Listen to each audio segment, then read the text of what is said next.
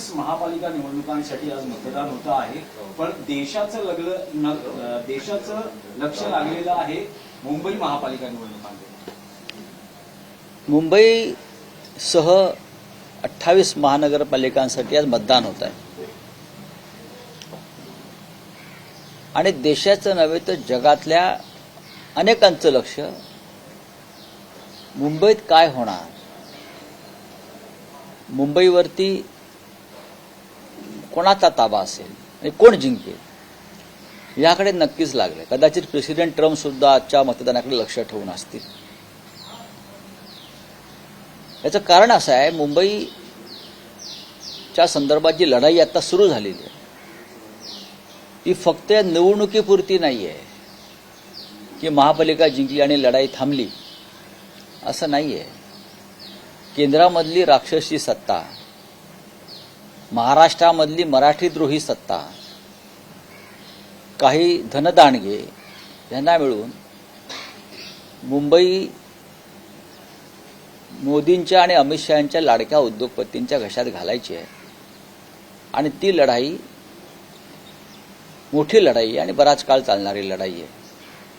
महापालिका हे त्या युद्धातलं पहिलं महत्त्वाचं पाऊल आणि लढाई आहे. महापालिका जिंकल्यावर पुढल्या लढाईला सुरुवात होईल. आज आपण पाहिला असेल, तुम्ही कुठेही जा, हे मला आश्चर्य वाटतंय, घाटकोपरला एक होर्डिंग कोसळलं आणि 40 लोक ठार झाले. फार दुर्दैवी घटना होती. घाटकोपरला एक होर्डिंग कोसळलं मधल्या काळात वादळामुळे, 40 लोक ठार झाले. मी काल पाहिलं त्या भूखंडावर सुद्धा अडाणीचा बोर्ड लागला बाजूला. तुम्ही पहा, पत्रे लागलेत आणि मी माहिती घेतली तर हा भूखंड अडाणीने घेतला असं सांगितलं. 40 लोक खाली गाडले गेले आहेत. ही राक्षसी भूक जी आहे, ही राक्षसी भूक भारतीय जनता पक्षाची आणि त्यांना पोसणाऱ्या उद्योगपतींची, आणि त्यांना या राक्षसांना मुंबई आणि मराठी माणसाची अस्मिता सुद्धा गिळायची आहे. एकदा मुंबई गिळली का मुंबई वेगळी केली जाईल मराठी माणसापासून, हृदय तोडलं जाईल महाराष्ट्राचं. मग यासाठी आम्हाला पुढल्या युद्धासाठी सज्ज राहावं लागेल. जर 106 हुतात्मे तेव्हा झाले असतील तर शिवसेना आणि महाराष्ट्र नवनिर्माण सेना, राष्ट्रवादी काँग्रेस, आम्ही सगळे ज्यांच्यामध्ये मराठीची मशाल पेटली आहे हृदयात, ते सगळे आम्ही रस्त्यावर उतरल्याशिवाय राहणार नाही मुंबई वाचवण्यासाठी. मतदान ही पहिली लढाई आहे. मतदानाच्या माध्यमातून मुंबई जिंकणं मराठी माणसाची ही पहिली लढाई आहे. अशा अनेक लढायांना यापुढे आम्हाला तोंड द्यावं लागेल. पण आम्ही पूर्ण खात्रीनं सांगतो, मराठी माणूस जागा झाला. उद्धव ठाकरे आणि राज ठाकरे याने जे वादळ निर्माण केलं गेल्या 1 महिन्यामध्ये, त्याच्यामुळे मराठी माणूस पूर्णपणे खडबडून जागा झालेला आहे आणि तो मुंबईसाठी आणि मराठी माणसाच्या अस्मितेसाठी यावेळेला मतदान करणार आहे. 2 दिवसांपासून राडा, पैसे वाटप, मारामाऱ्या अशा सगळ्या घटना समोर येत आहेत. धुळ्यामध्ये तर शिंदे सेनेच्या कार्यकर्त्यावर भाजपच्या हे फार चांगलं आहे. हे चित्र महाराष्ट्राला जे दिसतं आहे याचं मी, जे राडे करतायत त्यांचं मी अभिनंदन करतो. पण हे राडे आम्ही करत नाही आहोत. आम्ही जर राडे केले असते तर आमच्या लोकांवर तडीपाऱ्या, मकोका असे गुन्हे देवेंद्र फडणवीस यांनी लावले असते. अशी कर्म लावून आम्हाला बाहेर काढलं असतं. आम्हाला आता हरामाचा पैसा वाटला जातो हे मी सांगत नाही, हे भाजपचे मंत्री गणेश नाईक सांगतात की हरामाचा पैसा वाटला जातो. हा हरामाचा पैसा आता वाटलाही जातोय आणि आपापसात लुटलाही जातोय. आणि शिंदे गटाचे लोक भारतीय जनता पक्षाच्या लोकांना पैसे वाटणाऱ्यांना मारतायत आणि भाजपचे लोक शिंदेच्या लोकांना मारतायत. हे चित्र आहे महायुतीतलं. अजित पवार भारतीय जनता पक्षाचा 40,000 कोटीचा भ्रष्टाचार बाहेर काढतायत आणि देवेंद्र फडणवीस अजित पवारांचे कपडे फाडतायत. अशा प्रकारे महाराष्ट्रामध्ये सरकारमध्ये एक प्रकारची अनागोंदी, अराजक आणि बेबंदशाही माजलेली आहे. हे सगळे 3 पक्ष सत्ता आणि पैसा यासाठी एकत्र आलेले आहेत. त्यांना मुंबई आणि मराठी माणसाचं काहीही पडलेलं नाही. म्हणून उद्धव ठाकरे आणि राज ठाकरे यांनी एकत्र येऊन मराठी मनाला साथ घातलेली आहे. मला असं वाटत नाही, कारण त्या संकटाशी सामना करण्यासाठी आमची पण राडेबाज फौज प्रत्येक मतदान केंद्राच्या आसपास उभी आहे आणि हा राडा कायदेशीर आहे. एक सांगतो, जर तुम्ही बेकायदेशीरपणे लोकशाहीची हत्या करून मतदान केंद्रात बोगस मतदान करणार असाल तर अशा बोगस लोकांवरती कारवाई करणारी जो आमचा भगवा स्क्वॉड आहे तो सुद्धा त्याच पद्धतीनं काम करेल. याच्यामध्ये कायदा आडवा येणार नाही, कारण आम्ही कायद्याच्या रक्षणाचंच काम करू, ठोकून काढू. उद्धवजी आणि राजसाहेबांनी सांगितलेलं आहे की यांना ठोकून काढा आणि त्या दृष्टीनं दृश्य अदृश्य स्वरूपामध्ये आमची पथकं तयार आहेत. निवडणूक आयोगानं यावेळेस पहिल्यांदाच एक नवी यंत्रणा, पाडू नावाची यंत्रणा उपलब्ध केली आहे, ज्यावर राज ठाकरे उद्धव ठाकरे यांनी काल संशय उपस्थित केला.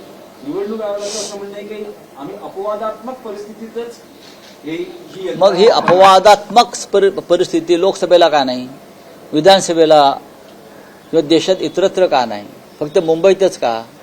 अशी अपवादात्मक परिस्थिती मुंबईच्या बाहेर नाशिक, पुणे, संभाजीनगर, ठाणे इथे निर्माण होणार नाही याची खात्री काय? फक्त मुंबईतच का? हा, म्हणजे ईव्हीएम यंत्र बिघडलं त्याला काय बॅकअप चार्ज करण्यासाठी, सिस्टीम करण्यासाठी, हे कुठे होऊ शकतं. लोकसभेलाही झालंय, विधानसभेला झालंय, नगरपालिकात झालंय आणि मुंबईसह ज्या एकूण 28 महानगरपालिका होत आहेत तिथे नागपूर उपराजधानी आहे, तिथे होऊ शकतं. मग हे पाडू आणि घालू तिथे का नाही? तिथे का नाही, मुंबईतच का? हा एक गंभीर प्रश्न आहे. रावसाहेब, तब्बल 9 वर्षांनी मतदान करायला मिळते लोकांना, काय वाटतं यावेळेचा मतदानाचा टक्का कसा असेल, आपला काय अंदाज आहे? आणि तो जर वाढला किंवा काही त्याचा परिणाम आपल्या बघू ना. आम्ही खात्रीनं सांगतो मतदानाचा टक्का घसरणार नाही. नंबर 1, मराठी माणूस मोठ्या संख्येनं मतदान करेल. भारताच्या कानाकोपऱ्यात आणि परदेशात असलेली मराठी माणसं सुद्धा मुंबईत मतदानासाठी आली आहेत.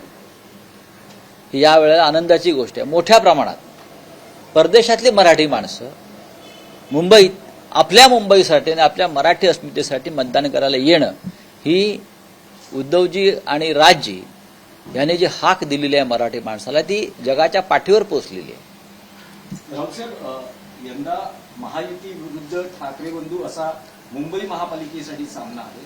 पहिल्यांदाच ठाकरे बंधू 20 वर्षांनंतर एकत्र आले आहेत युती निमित्तानं, राजकीय युती झाली आहे. मतदारांना काय आवाहन कराल? मतदारांना आवाहन करण्याची गरजच नाहीये. लोकांनी ठरवलंय. गेल्या काही काळापासून उद्धवजी आणि राजजी यांनी जी जागरूकता आणलेली आहे,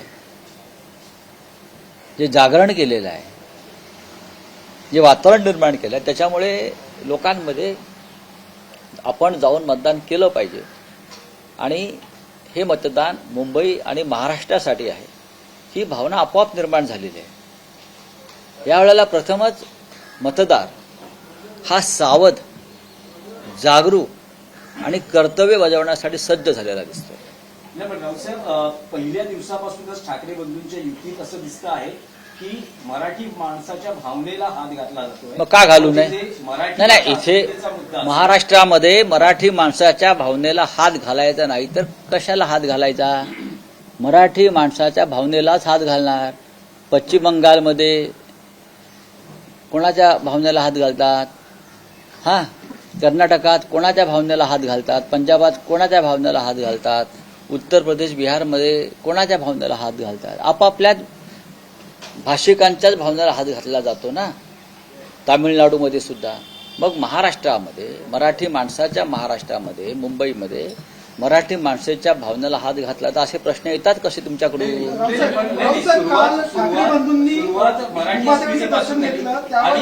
शेवटच्या टप्प्यात मुंबादेवीचं हो घेतलं ना, आशीर्वाद घेतलं ना.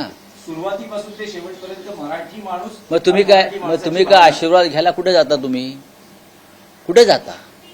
तुमची काय वेगळी दैवत आहेत का? तुमचं हिंदुत्व वेगळं आहे का?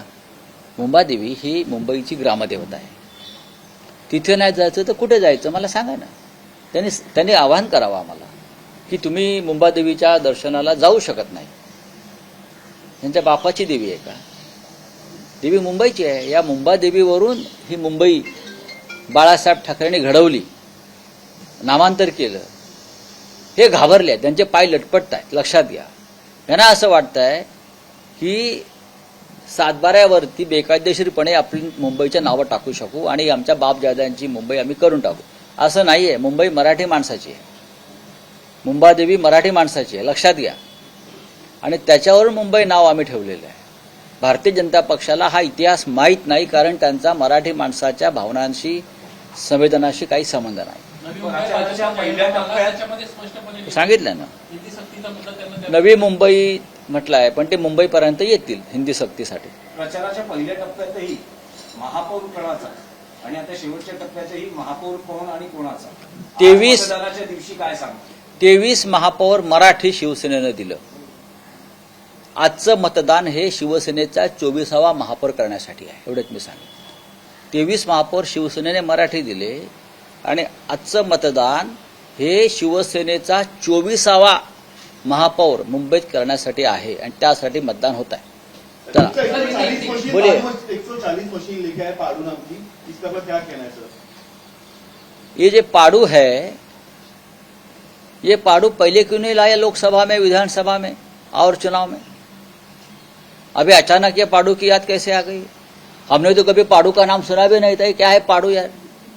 पाड़ू पाड़ू पाड़ू कल से चल रहा है पाड़ू. तो पाड़ू मुंबई में ही क्यों, ठाना में क्यों नहीं? पूरे महाराष्ट्र में चुनाव हो रहा है ना, 28 महानगर पालिका में.